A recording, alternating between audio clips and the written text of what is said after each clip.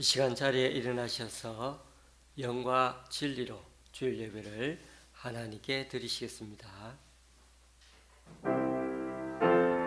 찬양하라 내 영혼아,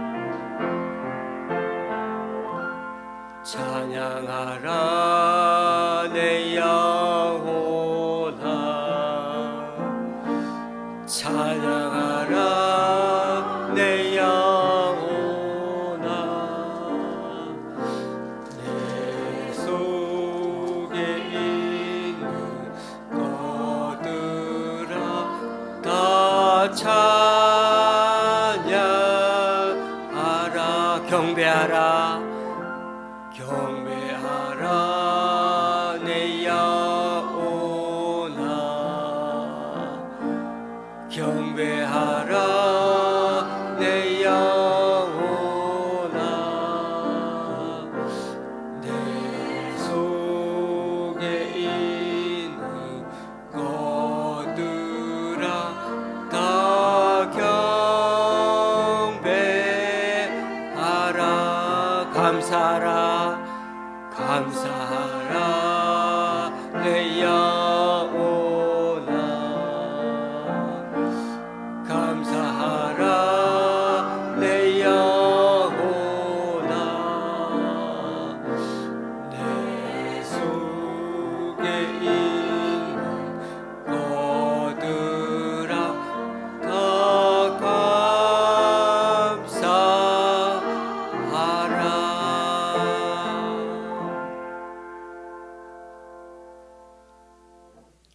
여호와의 인자하심과 인생에 행하신 기적으로 말미암아 그를 찬송할지로다.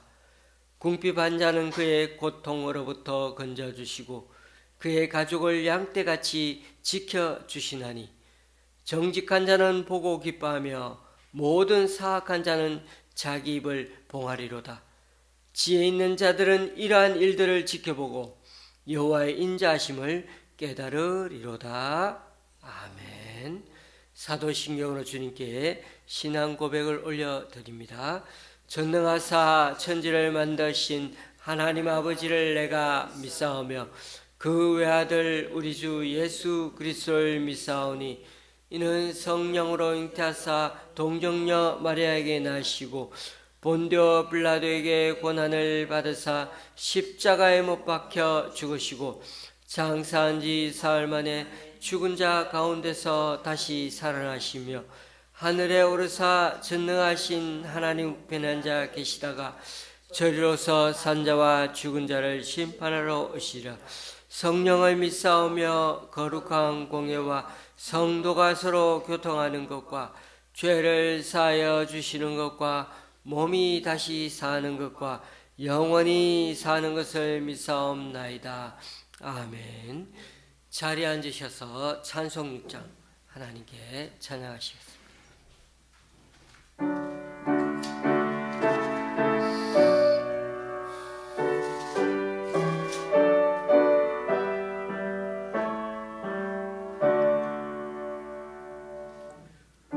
목소리 높여서 주 찬양하여라. 영광과 권세와 존귀와 위엄을 오늘이 다스리시는 만왕의 왕께 돌려라.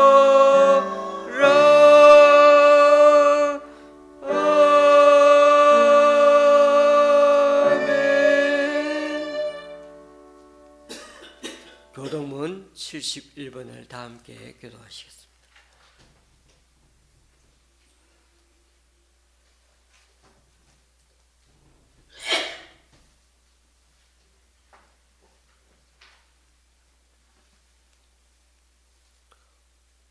오라 너희 모든 목마른 자들아 물로 나오라. 돈 없는 자도 오라. 너희는 와서 사 먹되 돈 없이 값 없이 와서 포도주와 젖을 사라.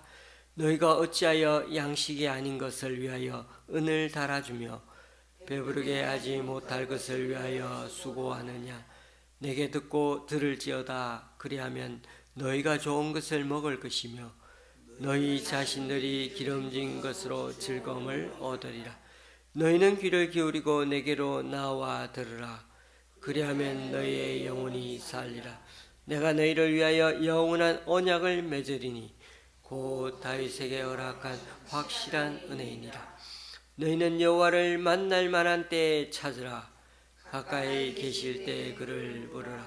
악인은 그의 길을, 불의한 자는 그의 생각을 버리고 여호와께로 돌아오라. 그리하면 그가 긍휼히 여기시리라. 우리 하나님께로 돌아오라. 그가 너그럽게 용서하시리라. 아멘. 찬송가 390장입니다.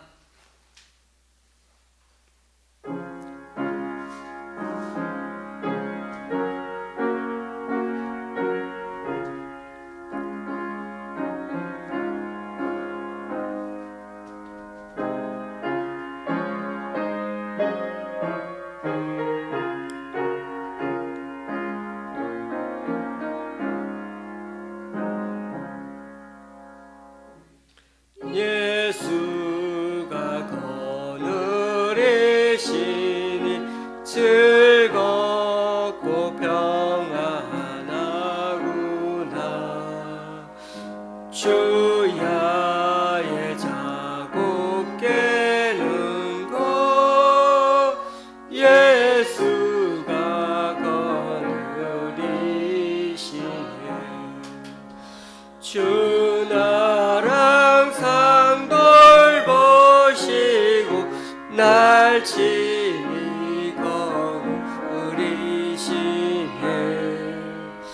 주 날 항상 돌보시네.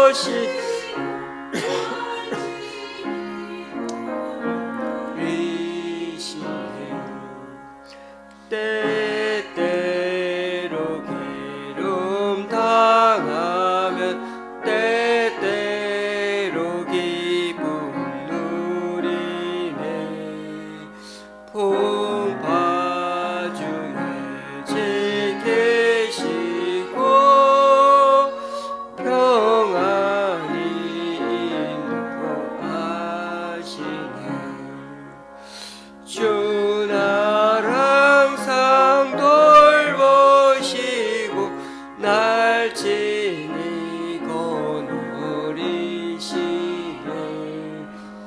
주 날 항상 돌보시고 날 친히 거느리시네.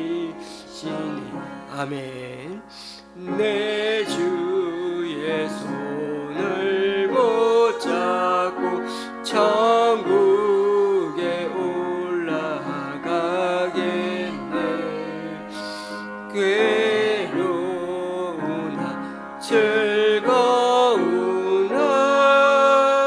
예수가 거느리시네. 주 날 항상 돌보시고 날 친히 거느리시네. 주 날 항상 돌보시고 날 친히 거느리시네.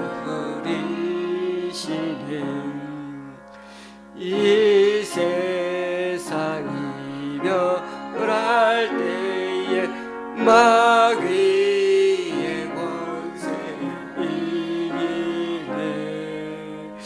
천국에 가는 그 길도 예수가 거느리시네.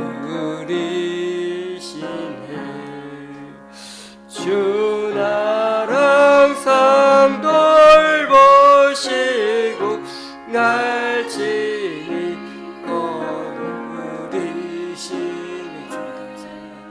주 날 항상 돌보시고 날 친히 거느리시네.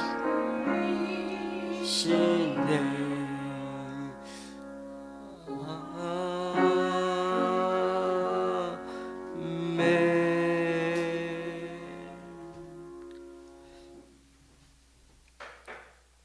봄 기운이 어느새 지나가고 또 다른 아름답고 화사한 세상이 펼쳐진 계절이 돌아왔습니다.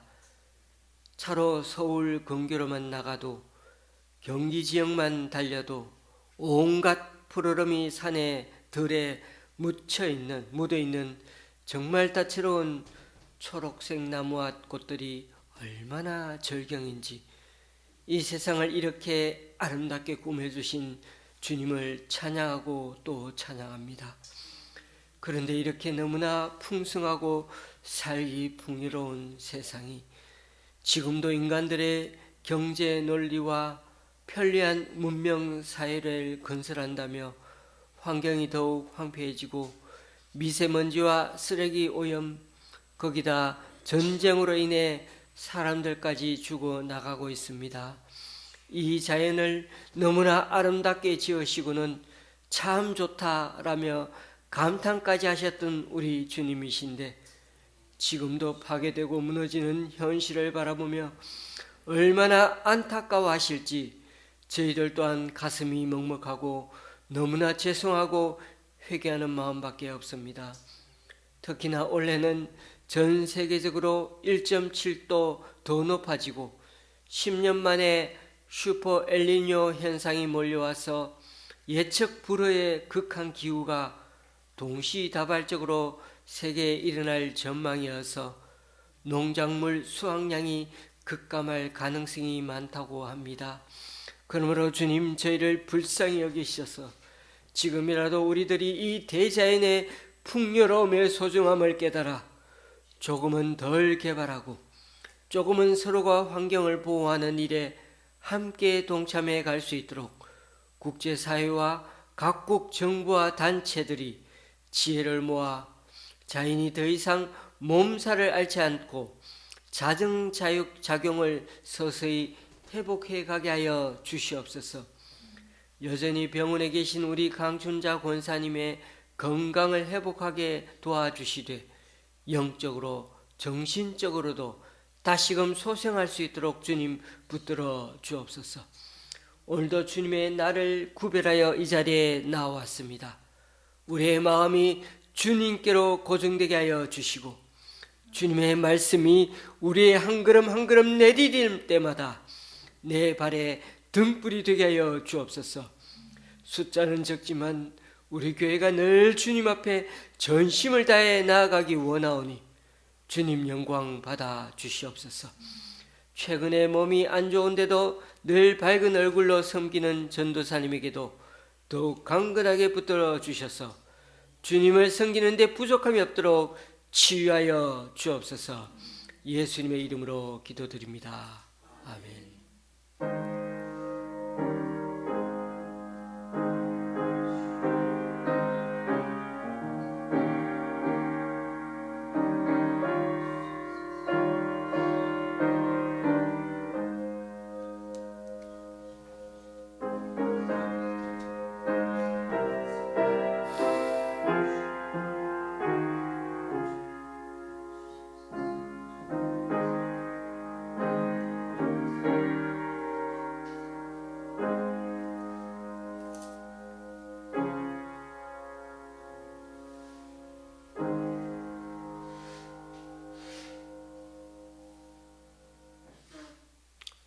오늘 우리에게 주시는 하나님의 말씀은 창세기 31장 11절에서 13절까지입니다. 제가 가지고 있는 구약 성경은 46쪽입니다. 창세기 31장 11절에서 13절까지입니다. 오늘은 세 절이어서 한 목소리로 읽으시되 조금 천천히 또박또박 읽도록 하시겠습니다. 31장 11절입니다. 꿈에 하나님의 사자가 내게 말씀하시기를 야곱아 하기로 내가 대답하기를 여기 있나이다 하매 이러시되 내 눈을 들어 보라 양떼를 탄 순양은 다 얼룩무늬 있는 것 점 있는 것과 아롱진 것이니라. 라반이 내게 행한 모든 것을 내가 보았노라. 나는 베델의 하나님이라 내가 거기서 기둥에 기름을 붓고 거기서 내게 서원하였으니 지금 일어나 이곳을 떠나서 내 출생지로 돌아가라 하셨느니라. 아멘. 나는 베델의 하나님이라. 이 말씀을 갖고 이번 주하고 다음 주 두 번 그렇게 말씀을 증가하고자 합니다. 성도님들과 같이 교제를 나누면서 집안 얘기를 하다 보면 늘 느끼는 게 있는데요. 잘 살고 못 살고 그런 정도는 사람들 간에 성도 간에 있어도 어느 집이나 사는 모양은 비슷비슷하구나 하는 생각이 참 많이 듭니다. 고민 없는 가정이 없고 또 조금의 차이는 있어도 다들 굴곡진 인생, 파란만장한 인생을 살아왔다는 겁니다. 교우님들, 특히 창세기에 나오는 아브라함, 이삭, 야곱, 또 이 요셉까지 이어지는 이 가족사는 어떻게 보면 다 우리들 인생과 너무나 닮은 이야기 같다는 생각이 들지 않습니까? 창세기 이야기가 우주 창조로 시작하는 아주 어마어마한 그런 시작을 보여주지만은 그러나 12장부터는 아브라함 가족사에만 포커스를 두고 이야기가 50장까지 전개됩니다. 그리고 아브라함, 이삭, 야곱, 요셉 이 네 사람 이야기 중에 야곱의 이야기가 가장 길다는 것도 아십니까? 이 네 명 중에 제일 오래 산 사람은 이삭인데 요셉이 총리가 되기 전에 바로 직전에 죽었으니까 정말 오래 살았죠. 그렇지만 성경 기록으로 치면 가장 짧은 게 이삭 이야기입니다. 물론 이삭이 야곱보다 덜 훌륭해서 그런 게 아니고요. 오히려 야곱이 이 네 명 중에 가장 인간성이 안 좋고 사기꾼 기질이 넘치는 사람이었습니다. 그래서 그런지 그의 인생의 삶이 가장 굴곡지고 파란만장한 인생을 살지 않았습니까? 야곱은 뱃속에서부터 쌍둥이 형과 한판 붙어서 태어날 때부터 형의 발목을 붙잡고 나왔습니다. 지기 싫어서. 배고픈 형에게 팥죽 하나로 장자권 명분을 훔치고 나중에는 축복권까지 훔쳐서 바단 아람까지 도망가고 말았습니다. 거기서 20년을 보내면서 외삼촌 라반에게 또 된통 10번이나 속고 그래도 두 아내와 12명의 아이를 얻고는 가나안 땅 세겜 땅에 왔는데 딸이 강간당하고 편애하던 요셉을 잃어버리는 슬픔까지 경험하는 정말 버라이어티하고 다채로운 정말 그런 인생을 살겠죠. 거기다가 또 그나마 그 아들 가장 사랑하는 아들이 죽었다고 얼마나 슬퍼했는데 그 아들이 죽은 줄 알았는데 13년 만에 딱 희소식 이집트 총리가 되어서 파라오 황제까지 이 출세해가지고 그 황제까지 아련하게 되는 그런 말년의 축복을 경험하게 되기까지 얼마나 올라갔다 내려갔다 정말 우리 청룡열차 타고 가는 것처럼 파란만장했습니다. 그래서 파라오 황제가 나이를 물을 때 이렇게 대답하지 않았습니까? 이 세상을 떠돌아다닌 횟수가 100년하고도 30년입니다. 제가요. 제 조상들이 세상을 떠돌던 그 횟수에 비하면은 제가 누린 횟수는 정말 얼마 되지 않지만 그래도 저는 험악한 세월을 살아왔답니다. 여러분, 험악한 세월이라는 말 속에 그가 경험했던 온갖 고통과 슬픔이 그 말 속에 정말 다 담겨 있다는 거, 그죠? 그 속에 또한 신앙 여정까지 녹아 있다는 의미입니다. 교우 여러분, 오래 사는 게 중요할까요? 어느 정도는 필요합니다. 다들 오래 살기 원하니까요. 그러나 요즘 평균 수명이 너무 길어가지고 여성분들 우리나라 평균 수명이 86세랍니다. 예전보다 얼마나 오래 사는지 시대가 얼마나 오래 사는지 너무 그렇게 오래 삽니다. 전에는 해갑 칠순잔치 꼭 했죠. 그런데 요즘에 환갑잔치 하는데 저 한 군데도 못 봤습니다. 저도 지금 환갑이 지났으니까요.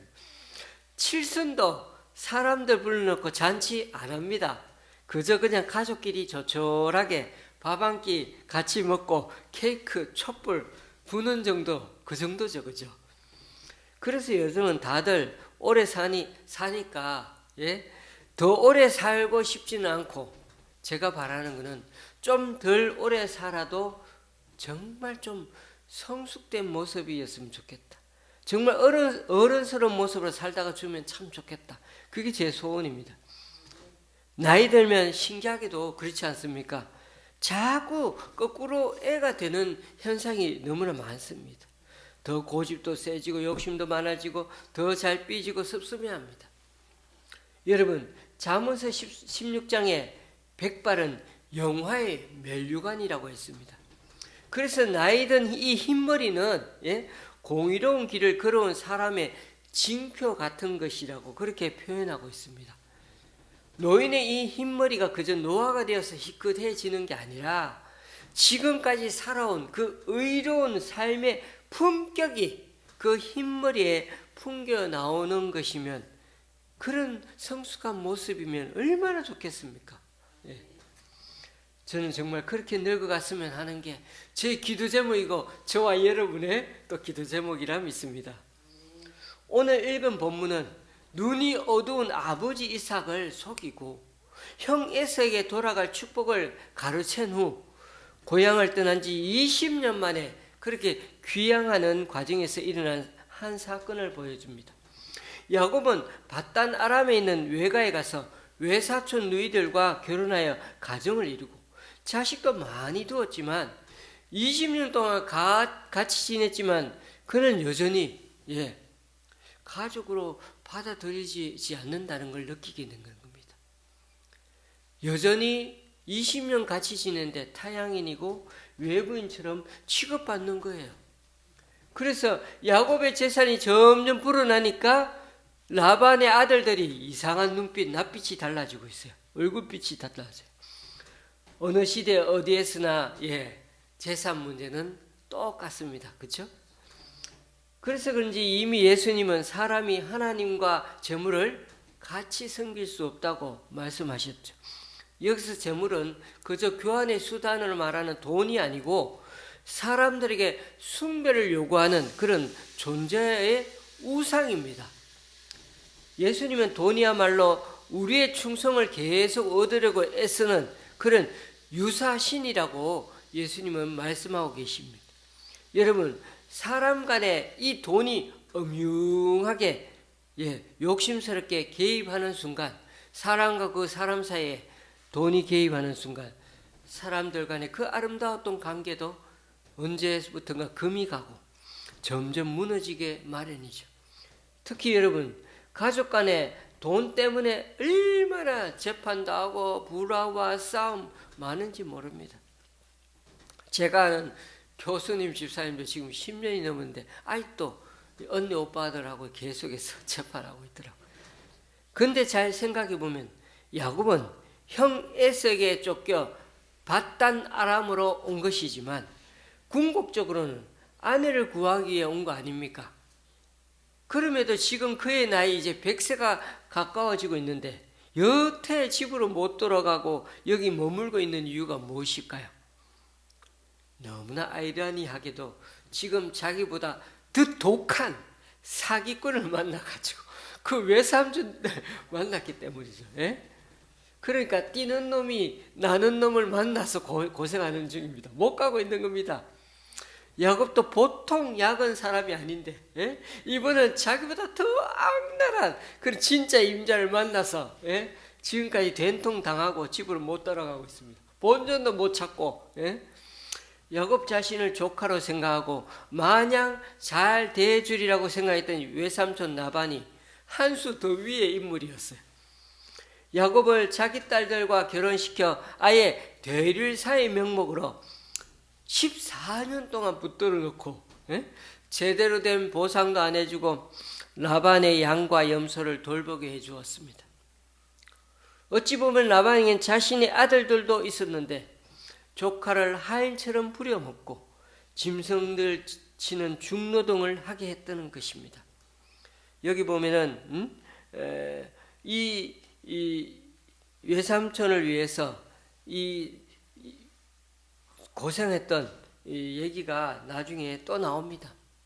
그만큼 너무 밤잠을 못 자고 그렇게 고생하며 살아왔다는 그 고백을 읽어보시면 31장에 읽어보시면 나옵니다. 그렇게 자기를 부려먹는 중노동한 이 삶을 14년 살았는데, 그것도 7년 계약인데 머리를 써가지고 큰딸 레아와 먼저 결혼시켜 놓고는 둘째 딸 라헬을 위해 또 7년을 더 일하도록 꼼수를 부린 인간이 바로 라반이었죠.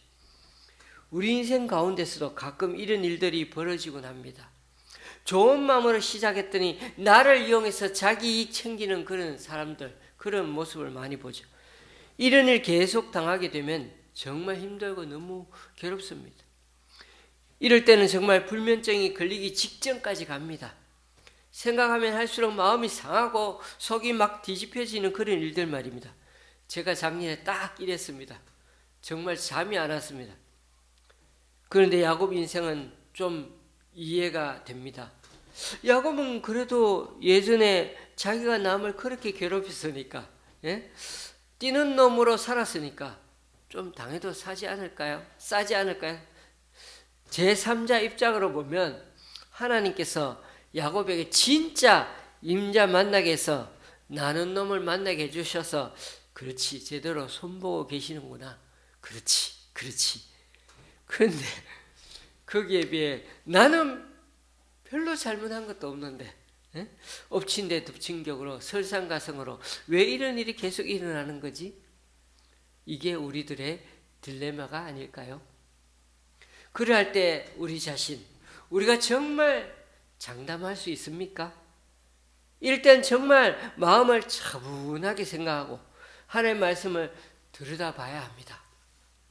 정말 내가 피해자이기만 한지, 아니면 예전에 내가 가해자 입장은 아니었는지, 내가 정말 남들을 나도 모르게 갑질하고 무시하고 또 속인 적은 있지 않는지 정말 깊이 되묻고 되돌아보아야 합니다. 교우님들, 우리에게 일어나는 일들은 결코 우연은 없습니다. 비록 우리에게 해롭게 보일지라도 그것이 때로는 하나님께서 보여주시는 사인이나 우리를 다듬어 가시는 손길이 분명하기 때문에 우리가 할 일은 그럴 때일수록 겸손해지는 것입니다. 그리고 남 보지 말고 환경 탓하지 말고 나를 더 깊이 돌아보는 것입니다. 그러면 하나님께서는 교만한 자는 물리치시고 겸손한 자에게는 준비하신 은혜를 주시되 지금 이런 상황도 충분히 넉넉히 감당할 만한 은혜를 베풀어 주실 것입니다. 야곱이 라반의 집에 머무른 지 14년이 지나가고 있습니다. 이제는 떠나야겠다는 생각이 들었습니다. 타향살이 14년 결코 적은 세월이 아니죠. 그래서 야곱은 외삼촌에게 떠나야겠다고 말했습니다. 그러자 외삼촌 라반은 그냥 여기서 살라고 또 붙듭니다. 이제부터는 제대로 품삯을 쳐줄 테니까 야곱 네가 원하는 대로 그 방법 좀 얘기해 봐라고 선심 쓰는 척 합니다. 그러나 여러분, 외삼촌 라반이 어떤 인간형인지 이미 14년을 겪어온 야곱입니다. 그러다 보니 야곱은 외삼촌의 말에 별로 진실성이 없는 것을 보고 말은 저렇게 해도 야곱을 위해 더 이상 자기 재산을 줄 의도가 없는 것을 알았기에 외삼촌이 더는 꼼수를 못 부리도록 야곱 나름대로 대안을 마련해서 제시했습니다. 야곱이 외삼촌에게 제시하는 걸 보면 야곱이 좀 많은 생각을 했네 하는 것을 우리가 느끼게 되는데요. 어떤 방법이었습니까? 양과 염소가 새끼를 낳을 때 흰색 이외의 색이 태어나면 다 야곱 자신에게 달라는 겁니다. 라반이 이 얘기를 듣고는 어라? 좀 어안이 벙벙했을 겁니다. 요것 봐라. 그러자 라반은 선심 쓰듯이 너 좋을 대로 해. 그러면서 쉽게 오케이 했습니다. 왜요? 양과 염소를 키워본 사람은 다 압니다만 양과 염소 새끼는 대부분 흰색입니다. 흰색 자체가 생물학적으로 정상적이고 우성인 거죠. 당시 사람들은 오늘날 유전자 법칙인 멘델의 법칙은 몰랐어도 이미 양과 염소를 키워본 사람들은 금방 다 아는 내용입니다.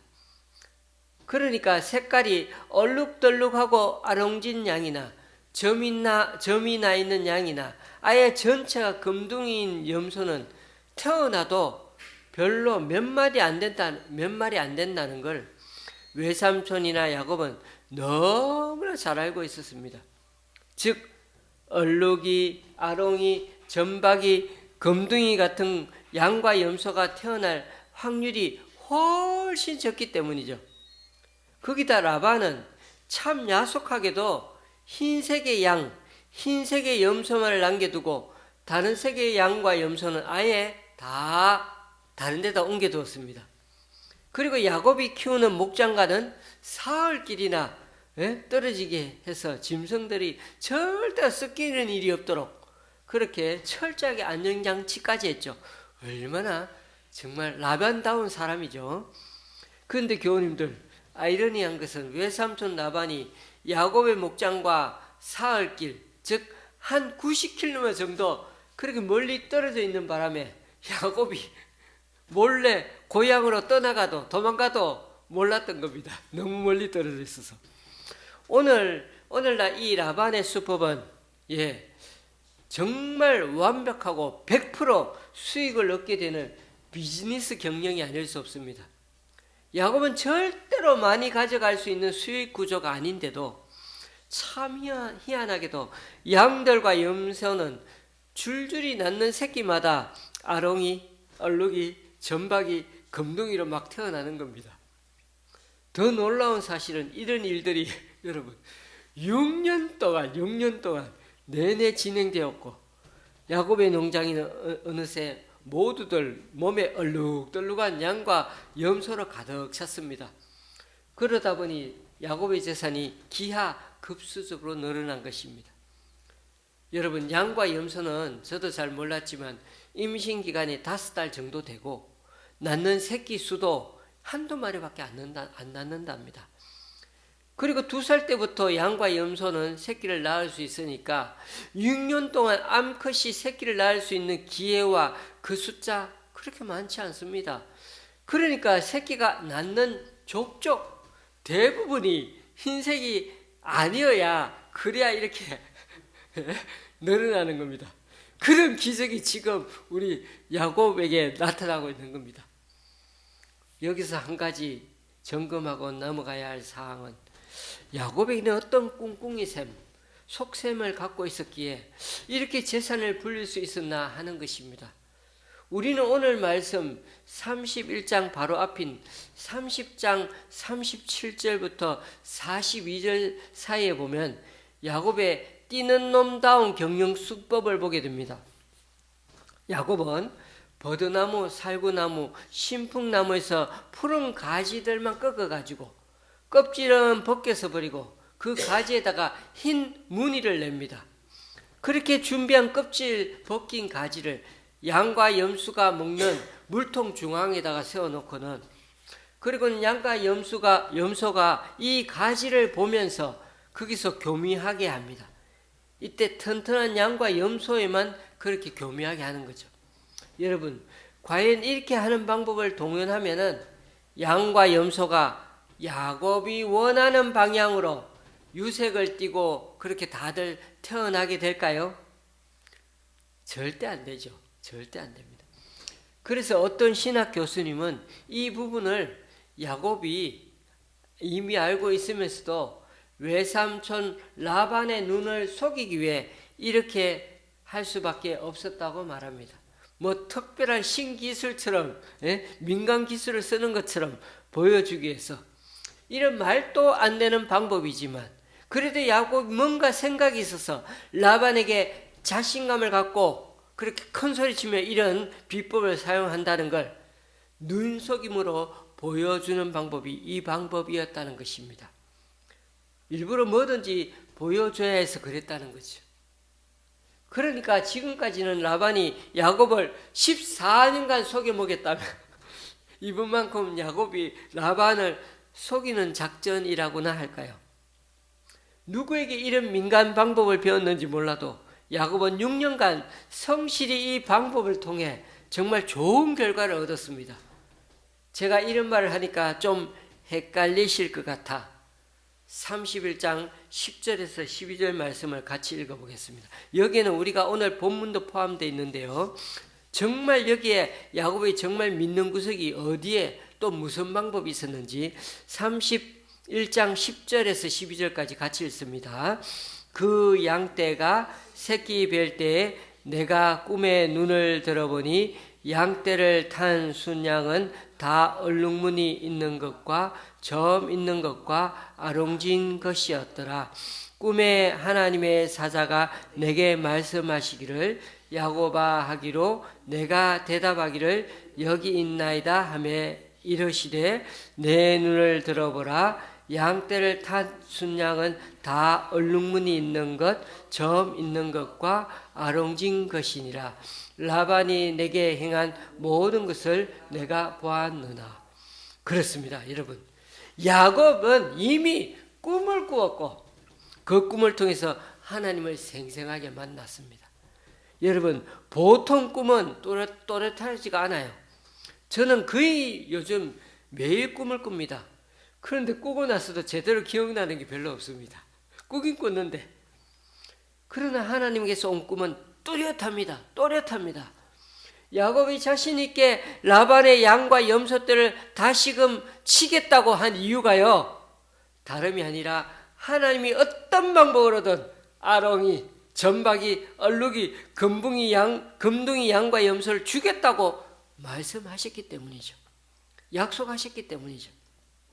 그러니까 야곱의 확실한 방법은 하나님이었습니다. 특히 야곱은 눈에서 눈을 들어 보았다고 그렇게 기록되어 있지 않습니까? 꿈에서 눈을 들어 봤대요. 주목해 봤대요. 확실하게 봤대요. 무엇인가를 좀 더 자세히 살펴보기에 눈을 들어 주목했다는 거죠. 거기에는 순양이 모두 얼룩이, 점박이, 얼룩무늬 있는 걸로 확실히 봤어요. 그렇습니다. 야곱의 이번 거래만은 하나님을 100% 믿었다는 것입니다.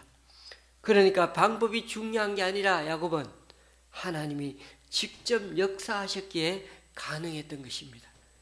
이번에는 야곱 자신의 머리로 해서 성공시킨 게 아니고요, 하나님이 야곱에게 빼앗아 주셨다고 9절 말씀에 고백하고 있지 않습니까? 이번에는 정말 뛰는 놈과 나는 놈의 위치가 확실하게 위치가 바뀌어졌어요.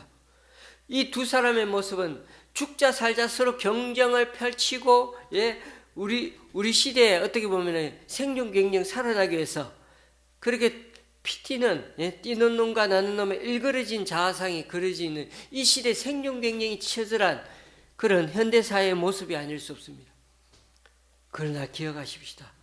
야곱이 비록 뛰는 놈, 나는 놈으로 살더라도 그 중심이 어쨌든 하나님 말씀에 근거를 두기 시작하면요, 그때부터는 아무리 뛰는 놈, 나는 놈이 설친다 하더라도 하나님 편에 있는 자가 하나님께서 지켜주신다는 사실이 중요합니다. 우리의 중심이 영적 가나안으로 향해 있는 한, 내가 지금 가나안으로 돌아가겠다고 주님의 말씀대로 돌아가겠다고 하는 한, 내가 비록 부족한 모습이 있더라도 하나님의 신실하심은 여전히 말씀 가운데 역사하시고 우리를 영적 가나안 땅으로 이끌어 가실 것입니다. 여러분, 야곱은 6년간 꾸준히 라반의 양떼를 찾습니다. 그런데 점점 분위기가 이상합니다. 라반의 아들들의 태도가 무섭습니다. 야곱이 우리 아버지의 모든 세율을 다 뺏어가고 있다고 자꾸 생각하고 있어요. 양과 염소의 색깔까지 확 저놈이 다 바꾸더니, 그것도 한두 마리가 아니고 말입니다. 어떻게 마술을 부르지? 그러니까 라반과 그의 아들들은 이러지도 못하고 저러지도 못하고. 왜요? 동물의 몸의 색깔까지 바꾸는 건 그건 어떻게 할 수가 없는 건데, 그죠? 그래서 발만 동동 구르고 있는 겁니다. 자기네들 것보다 훨씬 더 많으니까 열받는 겁니다. 양과 염소의 몸 색깔까지 바꿀 줄은 사실 꿈에도 몰랐거든요. 그것만은 못할 거라 생각했는데, 라반의 아들들, 즉 야곱의 처남들 또한 장인 어른만큼 탐욕이 가득한 자들이다 보니 야곱은 더 이상 여기 있다간 큰일 나겠다, 그런 생각이었죠. 그래서 아주 먼 거리였지만 야곱은 이제 가나안으로 돌아가야겠어. 사실 혈혈단신으로 여기까지 오는데도 한 달 이상 걸려서 왔는데, 지금 이렇게 많은 가족들과 딸린 식솔들, 거기다 짐승들과 장막, 살림도구까지 다 챙겨서 저 머나먼 가나안까지 간다는 거 너무 위험하고 고생스럽습니다. 그래도 이제 지금 상황은 덩 떠밀려서라도 갈 수밖에 없는 상황입니다. 외삼촌 라반의 집에서는 모두 이제 도끼 눈으로 보고 있고 어디 편하게 있을 수 있는 데가 없습니다. 가시방석입니다. 이러다가 자칫 목숨조차 잃을까 하는 생각도 들죠. 그러던 중 어느 순간 하나님이 떡하니 야곱에게 나타났습니다. 3절 말씀, 여호와께서 야곱에게 이르시되 내 조상의 땅 내 족속에게로 돌아가라. 내가 너와 함께 있으리라 하신지라. 지금 야곱은 라반과 그 아들들 때문에 잠을 계속 설치고 있는데 바로 그날 밤에 하나님이 떡하니 찾아오셨습니다. 그리고는 떠나라는 복귀 명령이 떨어졌죠. 여러분, 야곱에게는 고민이 함께 찾아왔습니다. 한편으로는 가시방석이지만 다른 한편으로는 20년 만에 거부가 돼가지고 이제는 돈맛, 살맛 동시에 맛볼 수 있는 이 자리인데, 이 시기인데, 그러다 보면 사람은 어떤 마음이 또 듭니까? 안주하고 싶잖아요. 여기가 좋사오니 이제 여기서 좀 내가 계속 6년간 이렇게 엄청 푸는데 이제는 정말 살만하는데, 보통 가정에 사는 모습이 그렇습니다. 우리 부모님들 대부분은 아이들이 좋은 대학 나오고 결혼 잘해가지고 아무 문제 없이 아이 한둘 낳고 사는 걸 보면 이제 우리 할 일 다 했어, 그렇게 생각합니다. 제 친구들도 보니까 다들 놀러 다닌다고 바쁘더라고요. 그러나 기억하셔야 합니다. 이 세상에 우리에게 생명 주시고 여기서 살게 하신 하나님, 그 하나님의 사명은 여전히 있다는 걸 잊으면 안 됩니다. 하나님에 대한 사명감과 꿈을 잊어버리고 현실에 안주해버린 가정의 전형이 바로 라반 집안입니다. 라반 집안을 거슬러 올라가면 라반의 아버지가 부두엘이고 할아버지가 나홀입니다. 할아버지 나홀은 아브라함의 동생이면서 데라의 아들이었죠. 하나님께서는 창세기 11장에서 데라 가족을 갈대아 우르에서 불러냈습니다. 그러나 데라 가족은 이곳 하란 땅에서 머물기 시작해서는 지금까지 주저앉아 근 300여 년 동안 가나안 땅으로 안 가고 여기서 주저앉아 살아오고 있습니다. 야곱 가정도 20년이라는 세월을 하란에 정착해 살다 보니 계속 더 살고 싶은 마음도 있었을 것입니다. 이러한 모습은 출애굽할 때와 비슷합니다. 노예 생활이 즐겁지는 않지만 대충 적응해 살다 보면 현실에 안주하기 쉽죠. 그럴 때 이집트 사람들이 이스라엘 사람들을 더 힘들게 했습니다. 그러자 이스라엘 백성들이 도저히 못 살겠다고 불평이 나오게 되고 모세가 떠나자 할 때 그제서야 백성들도 떠날 수가 있었습니다. 그전에는 안 떠나요. 때로 하나님께서는요, 떠나야 할 때 떠나게 하시기 위해서 환경이나 여건을 바꾸셔서는 매질하기도 하고 확 질리게 하셔서 그렇게 정을 떼는 작업을 하기도 하십니다. 그것이 바로 라반 가족과의 결별 수순입니다. 라반과 야곱과의 거리도 사흘길이나 멀리 떨어져 있는 것처럼 그 마음도 그만큼 멀어지고 소원해지게 만드셨습니다. 게다가 누가 봐도 야곱의 갑작스러운 이 부의 증가는 누구든 의심 가질 만합니다. 이런 오해와 의심의 눈초리가 커지면 커질수록 야곱은 이제 여기 있을 수가 없는 거죠. 그때 하나님은 현실에 안주하기 쉬운 이 야곱을 향해 네 조상의 땅, 내 족속에게로 돌아가라고 하신 거죠. 아무리 잘 살아도요, 돈이 잘 벌려도요, 이것은 너에게 준 땅이 아니다 라고 말씀하시는 그 하나님 말씀을 들어야 하는 거죠. 그리고 가나안 땅으로 돌아가는 날까지 내가 너와 함께 하겠다는 그 약속의 말씀 기억해야 합니다. 이 말씀은 20년 전에 야곱 자신이 하나님께 들었던 말씀을 연상시켜 줍니다. 28장 15절에 보면 하나님이 20년 전에 이렇게 말씀하셨어요. 내가 너와 함께 있어 네가 어디로 가든지 너를 지키며 너를 이끌어 이 땅으로 돌아오게 할지라. 내가 내게 허락한 것을 다 이루기까지 너를 떠나지 아니하리라 하신지라. 야곱의 하나님이, 베델의 하나님이 20년 전에 그 야곱에게 했던 말씀이죠. 그런데 여러분, 사람의 뇌는요, 컴퓨터처럼 필요할 때마다 내용들을 정확하게 끄집어낼 수 있는 그런 구조를 가지고 있지 않아요. 요즘 AI와 컴퓨터가 사람 머리보다 훨씬 좋습니다. 다만 사람은요, 뇌는요, 그와 유사한 상황이나 말들이 연상되면은, 떠오르면은 비록 그것이 20년이 지났어도 그때 내 생각들이 연상되어 떠오르기 시작하는 거죠. 야곱은 20년간 짐승을 치고 살면서 여인들의 질투와 경계, 그리고 11명의 아이들 속에 부대끼면서 지금까지 얼마나 하나님에 대한 신앙을 잘 지켰는지 아무도 알 수가 없습니다. 아마 20년 가까이 야곱은 하나님을 잊어버리고 살았을 가능성이 많습니다. 어쩌면 영적으로 지친 상태에서 20년 전에 이 들은 말씀을 이제서야 다시금 또렷하게 기억나면서 20년 전에 그 말씀이 야곱에게 그러면서 자신의 영혼을 새롭게 거듭나게 해주는 그런 경험을 하게 되었던 것입니다. 그렇구나. 하나님에 대한 비전과 사명을 다시금 확인하여 주었습니다. 내가 소원했었지. 내가 하나님께 늘 11조 바친다고 그랬지. 그런데 내가 못했네. 거기다 야곱처럼 하나님 위해 11조 드리겠다고 소원까지 했는데도 불구하고 일말의 양심이 있다면 당연히 20년 동안 하나님 위해서 내가 아무것도 한 게 없구나 하는 깊은 회개가 이어지지 않았겠습니까? 야곱은 그날 이후로 어떻게 하면 바단 아람을 떠나갈까? 하나님이 말씀하신 걸 기억하고 그 고민에 사로잡히게 되었을 것입니다. 그렇습니다. 야곱은 20년이 지나서야 다시금 하나님에 대한 신앙으로 목말라하고 그 하나님에 대한 간절함을 기억해냈던 것입니다.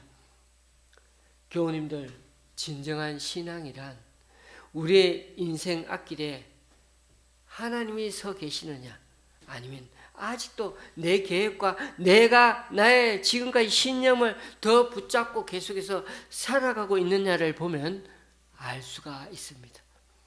야곱은 이제서야 하나님이 내 인생 앞에 떡하니 하나님의 말씀이 내 앞에서 이제는 이끌어 가시는 것을 20년 생고생하고 있어야 다시금 겸손하게 낮아지고 고백하게 되었던 것입니다. 제가 다음 주에 이어서 베델의 하나님 대의 말씀을 전하겠습니다마는 야곱의 이 파란만장한 굴곡진 서사 이야기가 곧 저와 여러분의 인생 고백이고 또 앞으로 믿음의 여정이 될 수 있길 바랍니다. 비록 사기꾼처럼 살아오고 나보다 더 나는 놈을 만나서 된통 고생을 많이 하더라도 그래도 그 끝에서 우리를 이끌어 가신 나의 하나님, 나의 주님을 만날 수만 있다면 우리 인생은 성공한 인생이 될 것입니다. 부디 우리 남은 인생, 지금이 바로 그 끝이라 늘 생각하고 하나님이 늘 내 앞에 말씀이 우리를 이끌어 가시도록 자리를 내어드리는 저와 여러분이 될 수 있기를 주님의 이름으로 간절히 축원합니다. 기도하시겠습니다. 야곱의 험악한 인생을 우리에게 샘플로 보여주셔서 참 감사합니다. 비록 우리가 야곱같이 좀 울퉁불퉁 좋은 점보다 안 좋은 면이 있어도 하나님은 야곱을 택하셔서 단련시키시던 우리를 이끌어 가셔서 언젠가는 정금같이 되게 하실 줄을 믿습니다. 혹 지금 우리 인생이 좀 꼬이고 야곱처럼 좀 길게 뛰는 놈 위에 나는 놈 만나 고생하는 시간이 있어도 우리에게 결코 우연은 없음을 믿고 주님의 끝까지 붙들고 나아가기 원합니다. 주님, 우리가 과거 연약한 가운데서도 말씀 붙들고 서운하고 결심했던 그 마음, 그 진심을 받으셔서 야곱에게 다시금 그 말씀을 기억나게 하셨듯이 우리 또한 함께 하셨던 그 약속의 말씀에 눈 뜨고 들리게 하셔서 용기와 능력, 주님의 은혜에 다시금 강력하며 일어설 수 있도록 주님 도와주시옵소서. 그래서 하나님께서는 교만한 자는 물리치시고 겸손한 자에게는 준비하신 은혜를 주시되 지금의 상황도 충분히 감당할 만한 은혜를 베풀어 주실 줄 믿고 오늘도 베델의 하나님께 예배하며 나아가는 우리들 삶이 되게 하여 주옵소서. 예수님의 이름으로 기도드립니다. 아멘. 찬송가 338장입니다.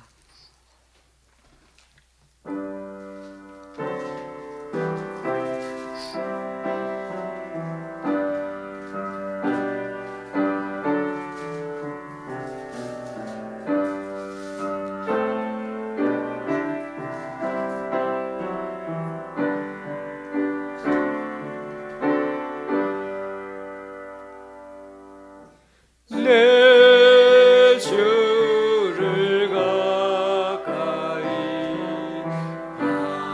하게 하무 십자가 진 같은 곳에이라 내 인생 소원은 늘 찬송하면서 주께로 나가기 원합니다. 내 고생하는 것 옛야곱에 돌베개 메고자 갔습니다.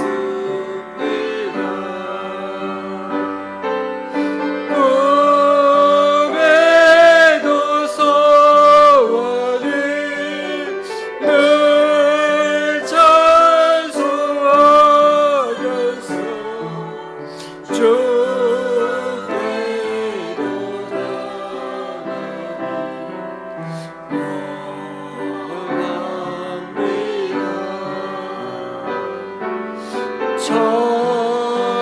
천성에 가는 길 험하여도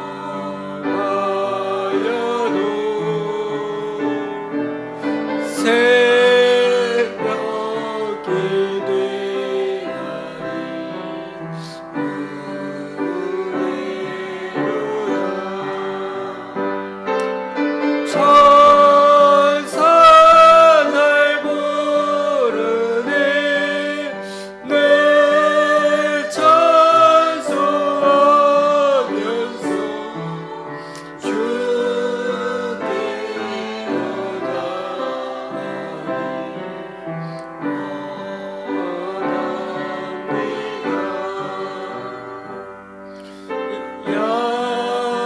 야곱이 잡히어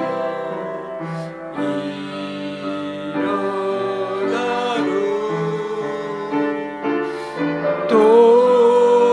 돌다를 쌓은 것 너무 많아서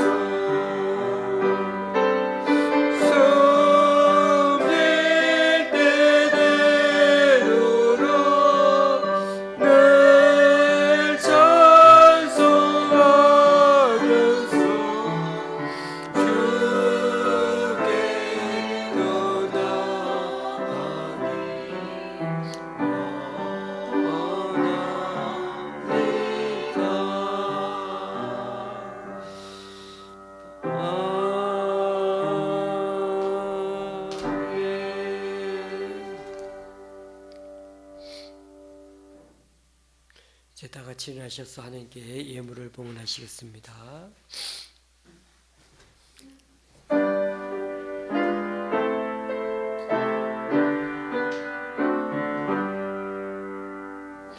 나의 구원 드리니 주여 받아주셔서 하늘날 위하여 주 뜻대로 쓰소서.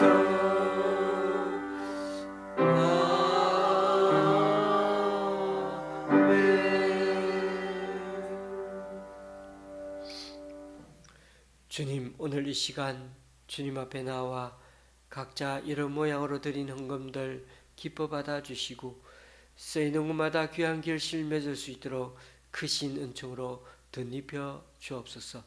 오늘도 4명의 주일 헌금과 1명의 11조 헌금을 주님께 올려드립니다. 또한 덕소의 권사님과 강동구 교회 내기관과 장로님이 또한 홍제동 교회에서 귀한 예물을 하나님께 올려드립니다. 이분들의 헌신과 승김, 건강 귀하게 받아주셔서 이분들 통하여 하나님 나라가 더욱 확장되게 하여 주시옵소서. 예수님의 이름으로 번기도 드립니다. 아멘. 앞뒤좌우로 인사 나누시겠습니다.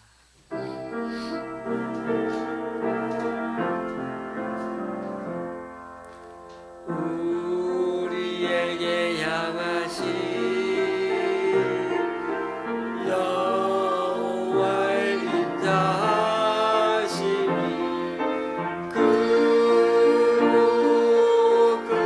크도다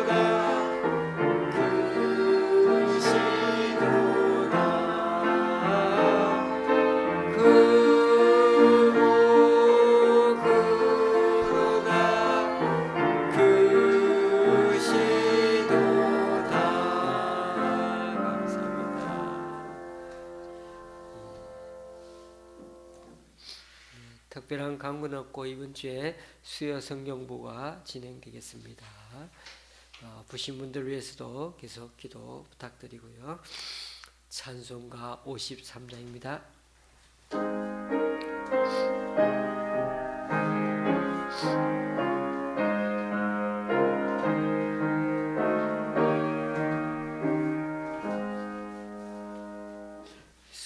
성전을 떠나가기 전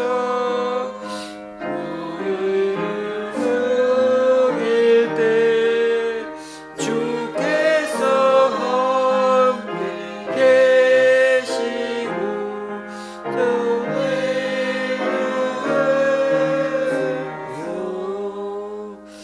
집으로